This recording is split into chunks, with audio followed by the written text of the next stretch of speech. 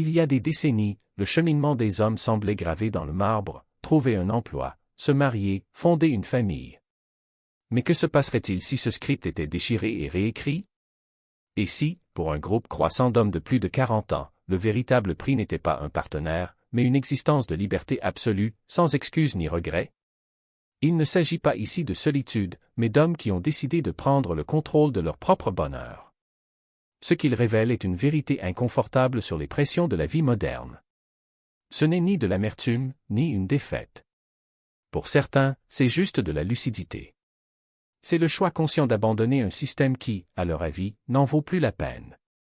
Ils préfèrent la tranquillité à la performance, l'autonomie aux obligations. Et ce faisant, ils construisent une vie plus riche et plus remplie que n'importe quelle voie traditionnelle ne pourrait leur offrir. Ne discutons pas simplement de la raison pour laquelle cela se produit. Plongeons dans les transformations sociales et les nouvelles priorités qui motivent cette décision. À travers les expériences de ces hommes, nous analyserons les 7 raisons centrales qui poussent de nombreuses personnes de plus de 40 ans à adopter la vie de célibataire, non pas par hasard, mais par choix. Et nous verrons comment ils construisent des existences qui remettent en question les anciens schémas.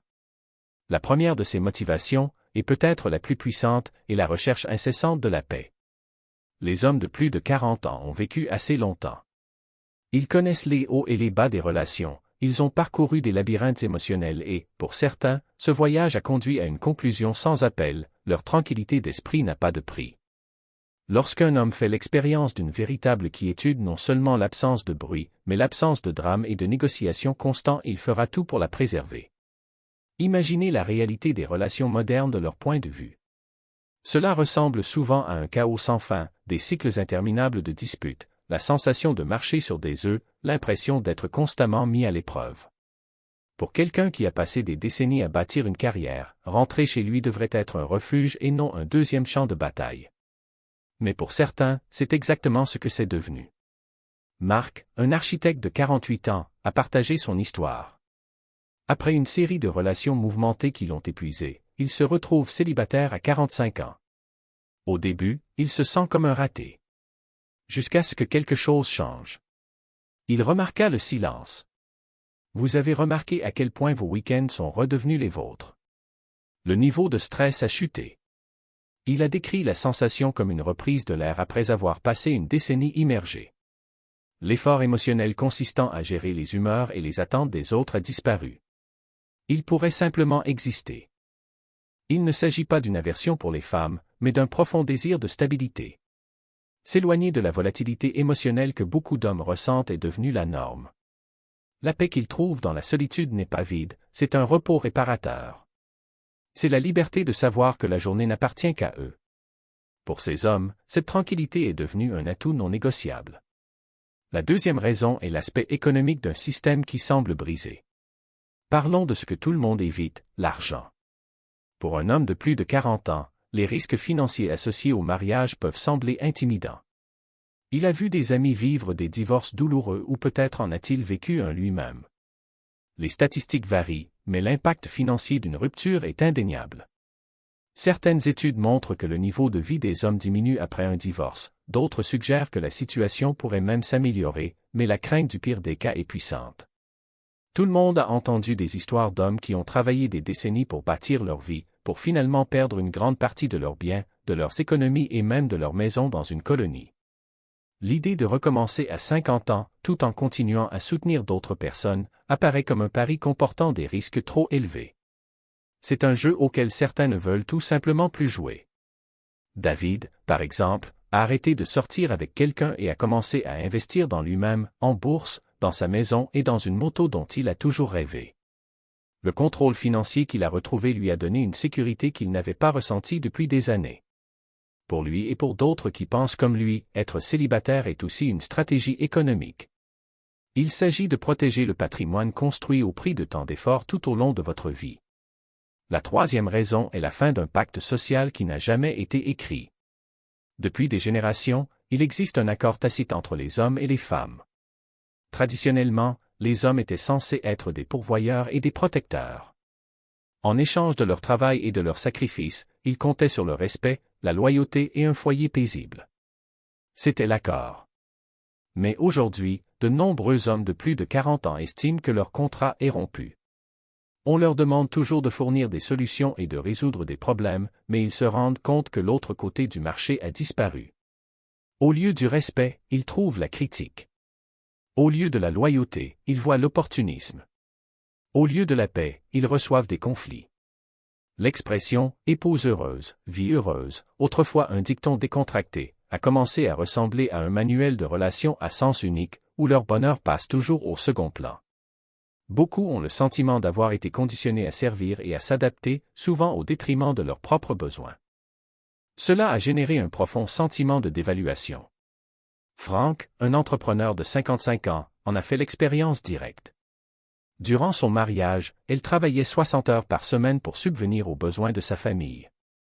Il considérait son rôle comme une fondation, mais au fil du temps, il se sentit plus comme un homme utile que comme un mari. Leur long voyage n'était pas perçu comme un sacrifice mais comme une négligence. Leur contribution financière était considérée comme une obligation et non comme un geste. À la fin du mariage, il se sentit complètement désillusionné. Il avait rempli sa part du marché, mais l'entreprise a quand même échoué. Il s'agit d'un récit courant. Ces hommes croient que les anciennes règles ne s'appliquent plus et prennent donc une décision logique, ils refusent de participer à un jeu qu'ils jugent injuste. Ils préfèrent investir leur énergie en eux-mêmes.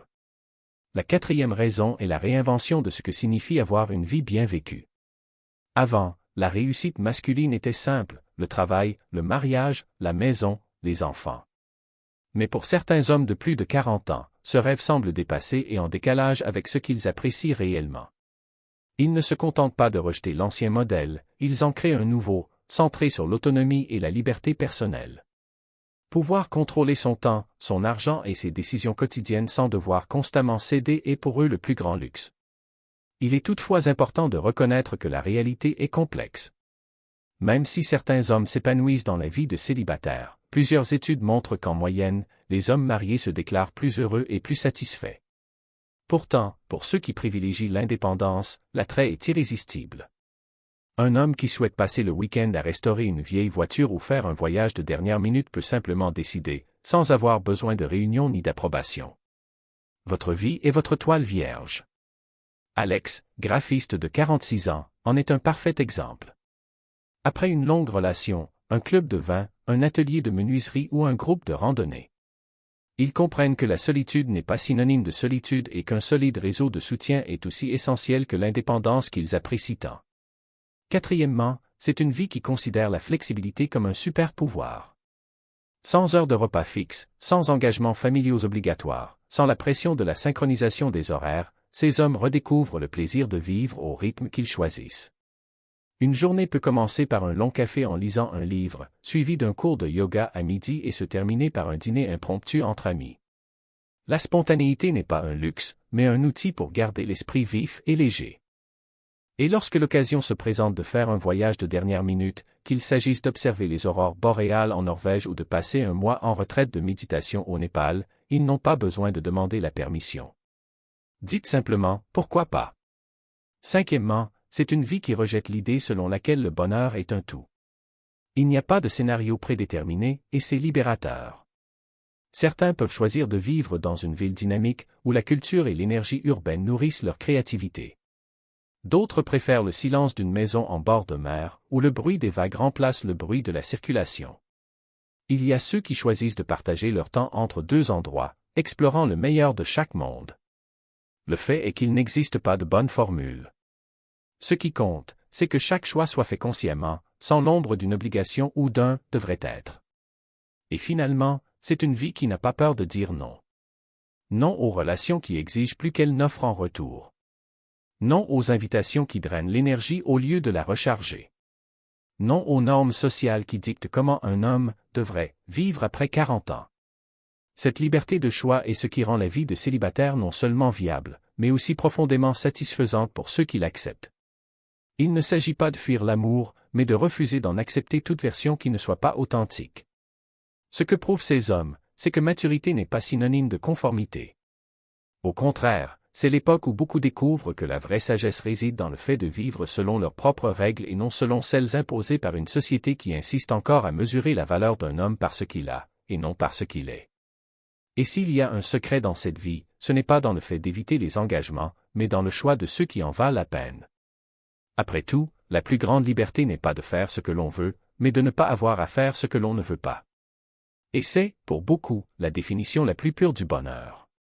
Qu'il s'agisse d'un club de motards, d'un groupe de randonneurs ou d'une organisation bénévole. Ils préservent les liens familiaux, mais dans des conditions qu'ils définissent eux-mêmes. Leur vie sociale est un choix délibéré, et non un calendrier imposé par les engagements des autres, leur permettant de profiter des relations humaines sans renoncer à l'autonomie qu'ils apprécient tant. Ce n'est pas une vie imaginaire, cela nécessite un effort conscient.